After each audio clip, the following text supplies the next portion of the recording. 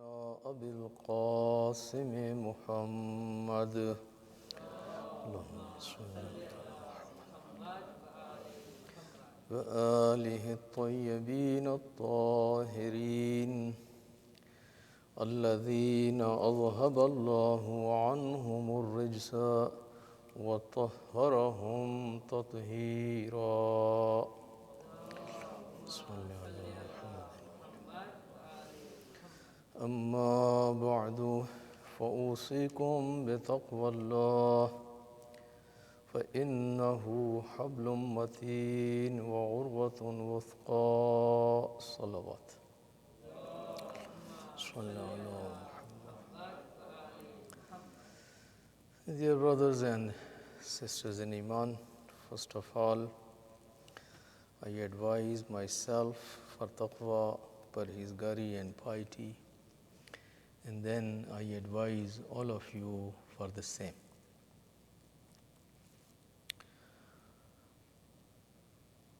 We have initiated a topic which is Amr bil Ma'ruf and Nahi Anil Munkar, which was the prime purpose of Imam Hussain alayhi salatu wassalam to rise and to come to Karbala and offer his sacrifice. Mainly he stood up to bring a reform in the society. He protested against what was going on. He raised his voice and he spoke about the issues which were going on in the society. And he tried to ask the masses and the ummah and everyone to take a stand, support him, and do al-amr bil ma'ruf and an-nahi anil munkar. So we, the followers of Imam Hussain alayhi salatu wassalam, and those that who arrange these majalis and processions and spend lot of time and energy and resources for this azadari, we have more duty and responsibility toward that stand of Imam Hussain alayhi salatu wassalam. And we need to be more sensitive and more responsible toward al-amr bil ma'ruf and nahi anil munkar. I said last time, it should be part of the DNA of a Shi'i individual. There are certain things which are our identity. And al-amr bil ma'ruf and nahi anil munkar should be a matter of identity of a Shi'i person. As standing against the oppressor and standing with the oppressed should be also a distinguishing feature of a Shi'i individual.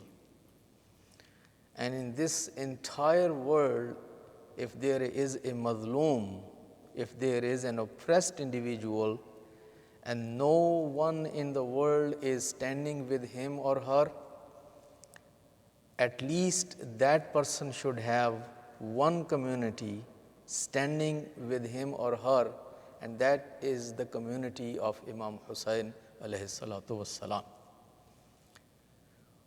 We should be more sensitive about dhulm, oppression. And we should become the voice of those who don't have voice. And we should become the defenders of those who have no defense.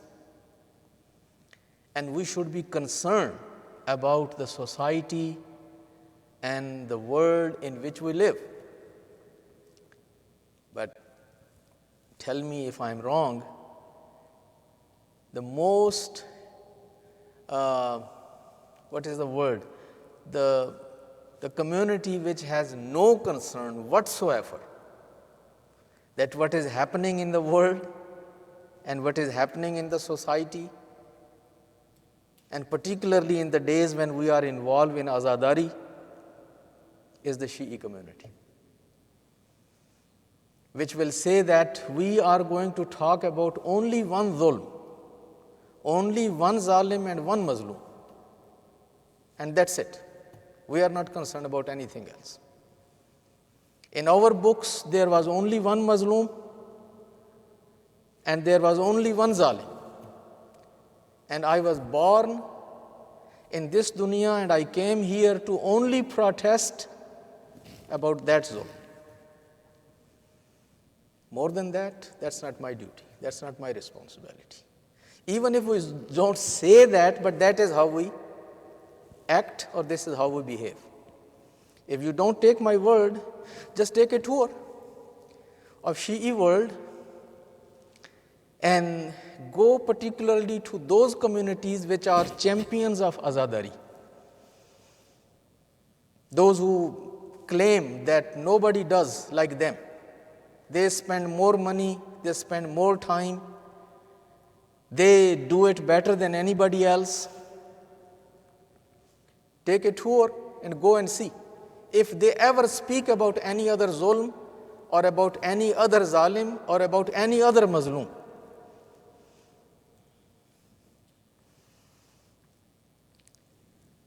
So, this is how, meaning it is totally contradictory. Loving Imam Hussain, respecting Imam Hussain, speaking in the name of Imam Hussain, and then not doing what Imam Hussain did, and not standing with what he did.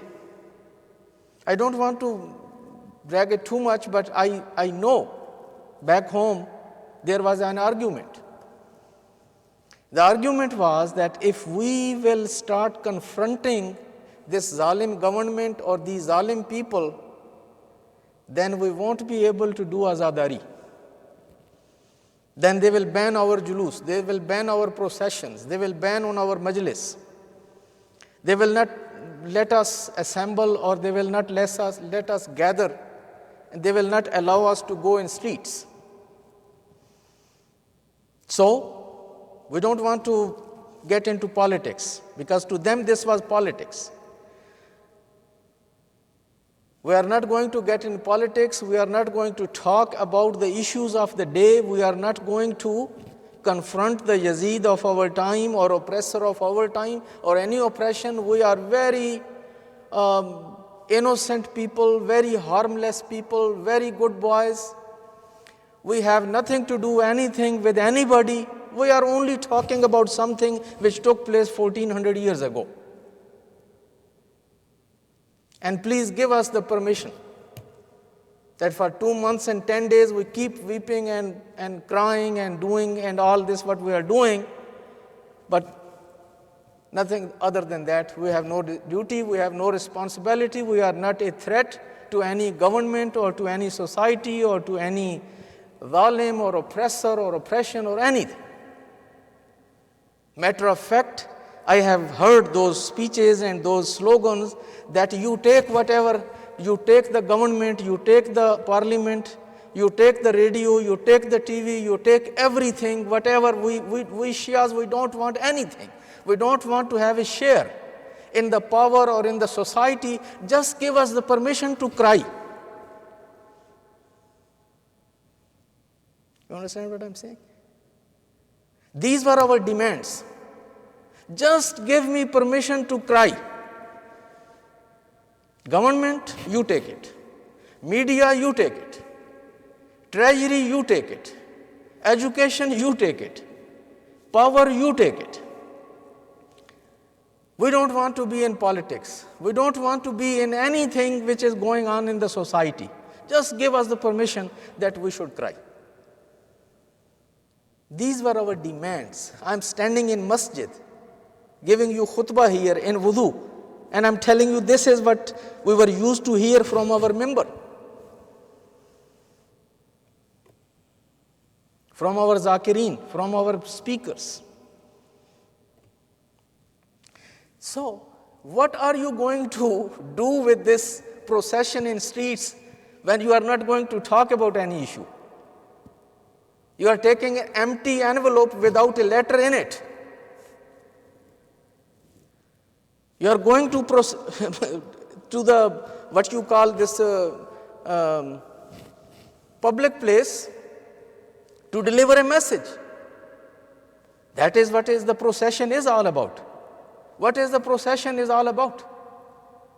Meaning the speech is for yourself, for your own community, and when you go out, basically you are taking a message outside. This is the meaning of procession.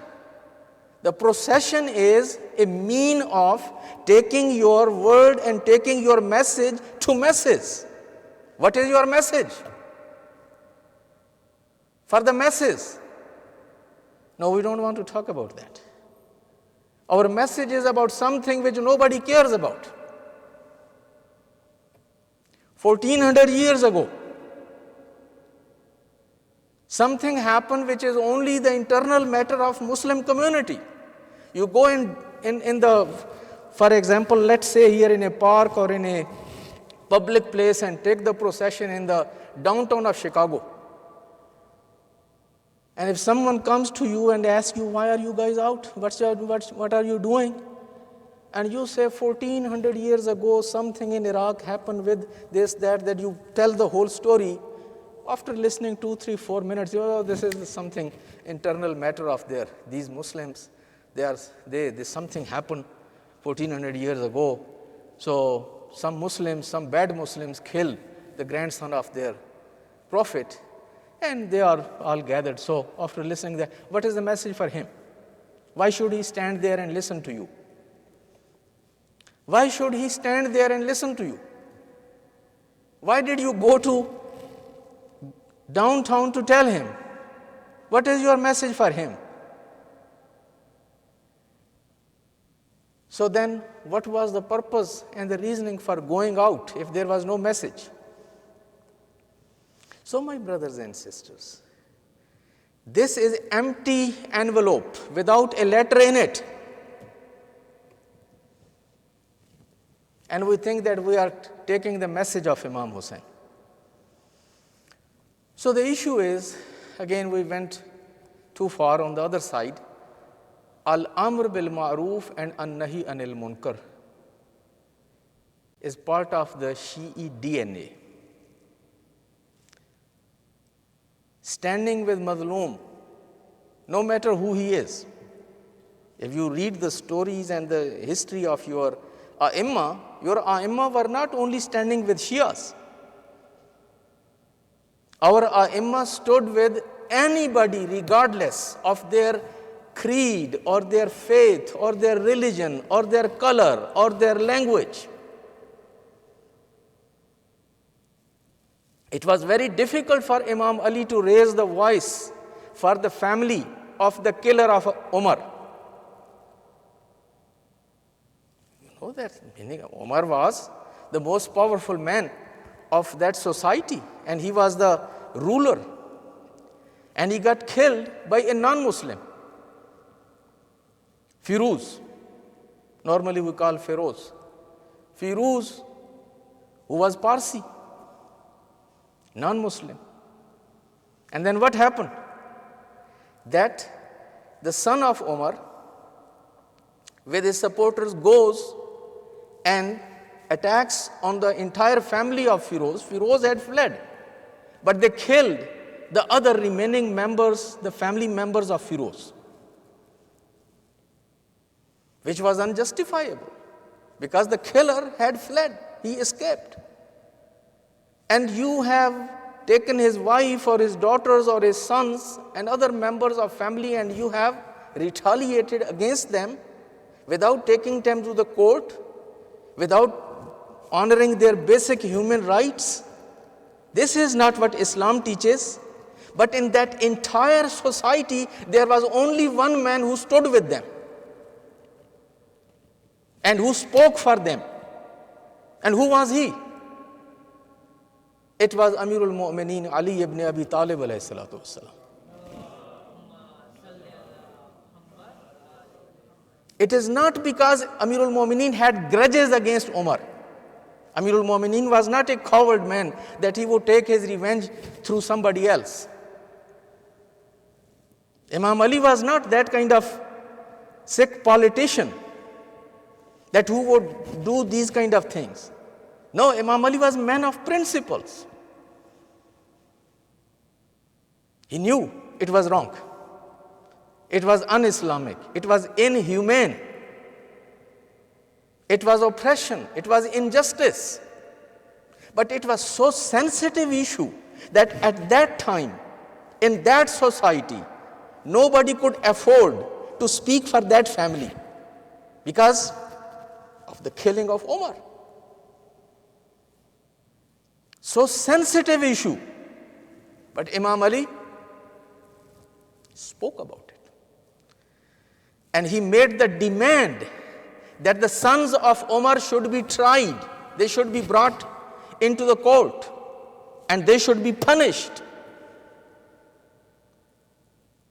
Amirul Mu'mineen came to the Osman, who was the one who took the government, and he said, you need to do this. Osman said, how can I do that? You know, all these people will kill me.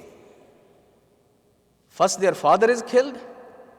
Their father got killed, and now I take his sons and I try them and I punish them and I kill them. I cannot afford that. Politically it is wrong. Amirul Mu'mineen, of course, he cannot take the law and order in hand. But what he did, he said, if one day, if I am sitting here in your chair, if I am the head of this society and if I have the powers in my hand, the first thing what I will do, I will bring this family and these people and these killers to the court. And I will put them in the trial. History tells you that when Amirul Mu'mineen, he came in the power and people came and did their bayat, the first man who fled the Medina, that was son of Umar. Ubaidullah bin Umar, he fled Medina right away. And he went and he took asylum in Syria. He became buddy of Muawiyah. Because he knew that if I stay in Medina, Ali will charge me for something which happened so many years ago. This is how our A'imma were. And this is only one example. I can give you so many examples that how our A'imma stood for black, they stood for Parsis, they stood for Christians, they stood for Jews. And they protected even their own enemies. And they stood even with them sometime if that was according to the justice. But my brothers and sisters, on one hand we claim that we are followers of Ali, we are followers of Imam Hussain. We keep crying, we keep beating ourselves, we keep doing all this in the name of those Ahlul Bayt. But then when it comes to do what our A'imma did, when it comes to follow the footsteps of Ahlul Bayt, then no, we are too little in number, we are too weak, we are too small. On one hand, we are ready to challenge the entire world. When we sit on the minbar, when you listen to speeches of your speakers, they challenge the entire world. Then they are so eloquent, they are so powerful, they are so loud. But when it comes to the real issues of the society, then they don't want to take a position. Why? Our Imam Bargah will be sealed. Our license for going out in Muharram will be cancelled. We won't be able to do matam, or we won't be able to do. These are the fears. Nobody can stop majlis, nobody can stop procession, nobody can stop all this, particularly if people know that we are a force that which is very fair, believes in justice, believes in human rights, believes in values, stands with the weak, stands with the oppressed, no matter who he is or no matter who she is. Sooner or later, when we build that reputation, my brothers and sisters, we will enjoy honor, dignity, respect. Even those who hate us, they will at least agree that these people, at least they have the strength. So, taking the name of Imam Hussain and only crying for him is one thing, and following Imam Hussain and his mission and his message is totally a different thing. So, let me finish this. This whole introduction took too much time, but let me finish the list. I had a list of 10 things. I said there are at least 10 things that we should make sure that we emphasize a lot. 10 examples of ma'roof. I mentioned in last khutbah 5 ones. Iqamatus salat, ita'uz zakat, ihsan bil walidain, islahu zatil bain, adl, justice, insaf. These were the 5 things which I mentioned last time that we should be focused and we should always remind each other and we should engage to have those things. The other 5s, I will just take the names. I don't have time to now get into the details. The number 6 is we should be encouraging in our families and in our communities that when boys and girls or when our young men and women they reach to the age of maturity, then we should be encouraging and helping hand and facilitating in getting them married. This is one of the, again, very important ma'roofs, that we shouldn't be only concerned about my 2 daughters or my 2 sons or my 1 boy and 1 son, but I should be concerned about every young man and woman in my extended family, in my neighborhood, in my community. And I should have my eyes on those young growing people or now who have reached to that stage. And then I should also be looking that who could be their possible or potential match. Sometimes people don't know each other. It has become a trend that now when people are looking match, they always look to the New Zealand and Australia and other side of the seas, while potential suitable match are just in the same street, living in the same community, or within family or within community. But people will not, in these days, as you know, that everything is online. So, but if we know that there are potential match available in family or in community, and if they are missing each other, so we should be the people that we should connect them, facilitate, talk to the parents, talk to those young people with the permission of their parents. That, why don't you talk to this family? Why don't you look at this family? And then try to encourage them and be a positive force in this regard. And also if there is someone that who is in the age of getting married and can afford, but is following the trend that it is too early for me to get married, let me first go around and do everything what I want to do, and then when I will reach to my late 30s or early 40s, then I will look into getting married. That is munkar. So, we should be the people that whenever this kind of person, we see him or we see her in a nice way, in a positive way, we should encourage them to get married. And then if they have some issues, they have some difficulties, if they have some problems, we should try to be a helping hand. Some people will need some financial help, some people will need some link, some people will need some other help, whatever, but we should be doing that. Number 7 is all of us should be also very much mindful about the value of haya and modesty in our families and in our community. Because haya is also a what you call, and modesty is, you use the word transitive. In these days, what we are using this word for, what is for pandemic, that it spreads from one to other to other to other. So what is the proper term for that? Contagious, you can say that, but at least it conveys the message. Haya is contagious and opposite is also contagious. Modesty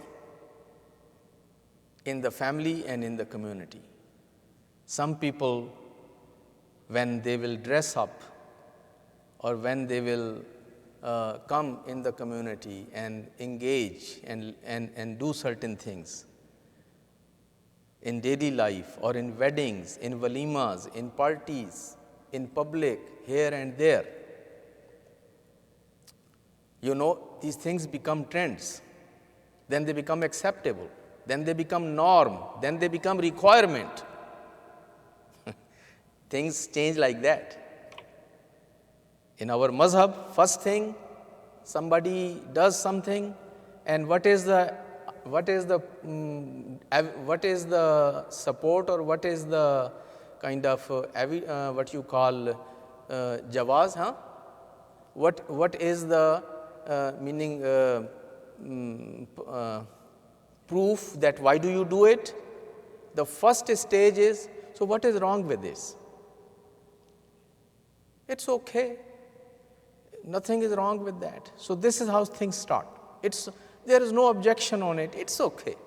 Then what happens after a few decades? It becomes mustahab. Then after a few decades, it becomes obligatory, mandatory. You have to do it. Everybody is doing it. You don't see, in Iran they do it, in Iraq they do it, in Lebanon they do it, in India they do it, in Pakistan they do it. Everybody is doing it. Then what happens? It becomes shi'ar of the shayyo. Shi'ar, it is like our iconic thing. Now we cannot go back from it because it is icon. This is our trademark. It had started from, it's okay to do it, so what's wrong with that? It's a very innocent thing. Somebody did it, so that's fine, that's okay. But at that time, if you would challenge him and you would stop it, it would not become the icon and the trademark of your mazhab. It wouldn't become requirement, it wouldn't become wajib. I cannot afford right now in this khutbah to give you 10 examples that how things started from nowhere and now all of us are stuck. Even your mujtahid and marja cannot say one word against it. The next day the whole community will divorce him. Because it has become trademark. It has become the icon of the shayyo. But it had started from nowhere. Somebody did it. People around, so it's okay. And then other people liked it, and then other people liked it, and this is how it became the trend, and then it became the part of the mazhab, and it became our identity. Haya, modesty is also like that. When there is environment, when they are dressing, when they are walking, when they are carrying themselves, when they are talking. So when they are engaging with others, if it is with the spirit of haya, it influences others also. Society becomes the society of haya. But if the otherwise, then what happened? Oh, then people will say that since he or she comes from this kind of family, so it means it's okay. Because her father is very important man, her mother is very important person, so it means it's okay. Then because he does, she does, so many people are doing it, so it means it's okay. And then finally what happens? Everybody is doing it. So now even if when everybody is doing it, meaning it is halal and it is okay. That is the biggest argument which people bring for justifying something, everybody is doing it. So what is the answer? Amr bil ma'roof. All of us, we have to keep our eyes open. All of us, we need to see things, and then we need to remind our own families, our friends, our relatives, our community members in a nice way. Again. Number 8, sabr. Many of us, we go through issues, difficulties, hardships, problems. Quran says, وَتَوَاصَوْا بِالْحَقِّ وَتَوَاصَوْا بِالصَّبْرِ. At that time, the chances are people may lose patience and they take the law and order in hand, or they start reacting to those difficulties or hardships in a wrong way, indulge in sinful activities, or justify some of the practices which are not right. So when we see someone going through difficulty, through hardship, through a tough experience, then what we need to do is we need to go give them some counsel, we need to talk with them, we need to spend some time with them, we need to give them sympathy, we need to give them some strength. At the same time, we need to be a good advisor to them, a good counselor to them. And we need to tell them that these things have happened before also. Always the examples are the examples of Anbiya, Ahlul Bayt, and the good people, and then tell them how to deal with it, how to cope, and reminding the patience. Number 9 is the unity of believers, unity of community, and ittihad and wahdat bain al-muslimin and bain al-mu'minin. That should be also a big concern for each and every one of us. We should discourage those people that who polarize, who divide, who say things, who do things which divide the community. We should be the people that who are concerned about the unity of community. We should, whenever we see something happening, so we should go ahead, play our part, do al-amr bil ma'roof, remind the person, remind the people, remind that center, remind that management that this is something which is not right. This is going to divide the community. This is going to divide the believers. And we need to, instead of saying, oh, I cannot do that, I'm not a member, they don't listen to me, I don't go there, so what can I do? Or I go there, I'm not trustee, I'm not director, I'm not donor, I'm nobody, so what can I? No, nobody is nobody. Don't undermine yourself, don't undermine your influence, don't undermine your powers. All of us, we need to be engaged and be a positive power, to be concerned about the unity of believers, unity of ummah is one of the utmost goals that Quran has spoken about it, the Prophet has spoken about it, and our ai have spoken about it. Not only spoken about it, it was very, very difficult for Ahlul Bayt to go through all that what they have gone through, but remain mindful of the unity of the community. If breaking away from the community was an option, the first person who would break away, that would be Imam Ali. He would be the first person to break away. He was the powerful man. He had guts, he had muscles, he had power, he had Zulfiqar, and more than Zulfiqar, he had tongue. Eloquent man, speaker, writer, most knowledgeable man. Nobody could speak and argue better than Ali, his case. And if breaking away was an option, then it would be Zainul Abidin,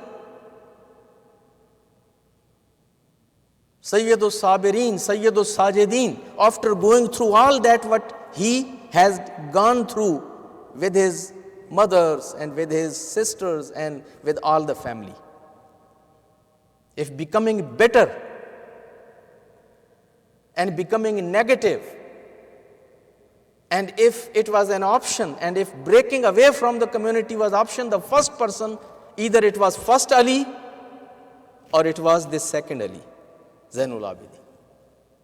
But they knew the unity of community. They didn't do that. So these were the 9 things, and the last thing on the list is we should be also very much concerned about community institutions, community organizations, community centers, community resources, that we should always make an effort to preserve them, protect them, support them, help them, and make sure that these things remain around, they live longer, they work better, and they survive, and they still continue what they are doing. They may not be perfect, they may not be very ideal, but still those are community institutions, community organizations, community centers, community resources. And we should feel responsibility towards those. So these are at least the 10 things which I gave you as a list, the priorities, that if we can stick with these priorities and honestly, on regular basis, we care about these things and we play our part in it as individual, as family, as community, you will see that how strong we will become as a community and how we will be, inshallah, in the right direction. Recite salawat.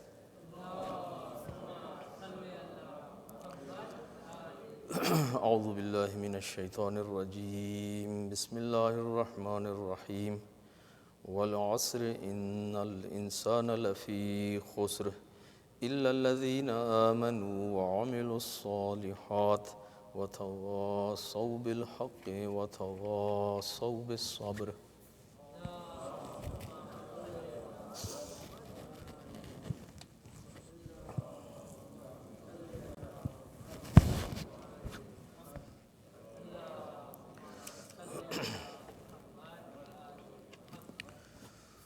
أعوذ بالله من الشيطان الرجيم بسم الله الرحمن الرحيم الحمد لله الذي لا إله إلا هو الحليم الكريم غافر الذنب وقابل التوب وهو الغفور الرحيم إن الله وملائكته يصلون على النبي يا أيها الذين آمنوا صلوا عليه وسلموا تسليما.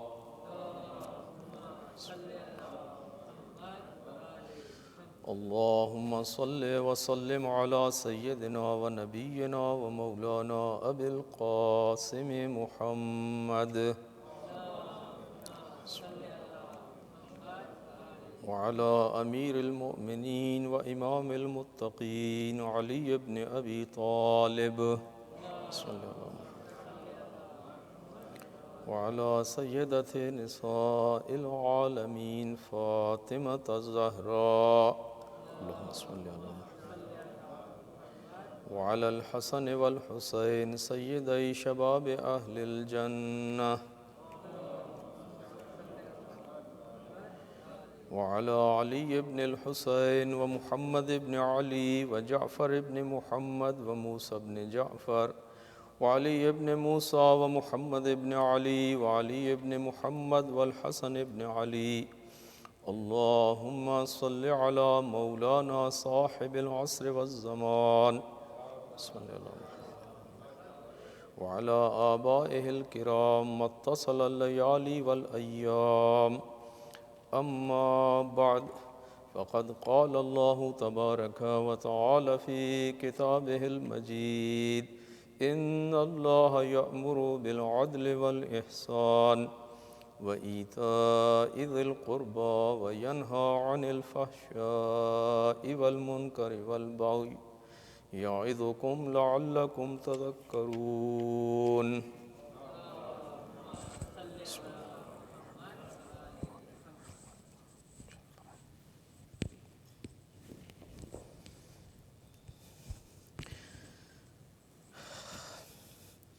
الله أكبر الله أكبر أشهد أن لا إله إلا الله أشهد أن لا إله إلا الله أشهد أن محمدا رسول الله أشهد أن محمدا رسول الله أشهد أن عليا ولي الله أشهد أن عليا حجة الله. حي على الصلاة حي على الصلاة حي على الفلاح حي على الفلاح حي على خير العمل حي على خير العمل قد قامت الصلاة قد قامت الصلاة.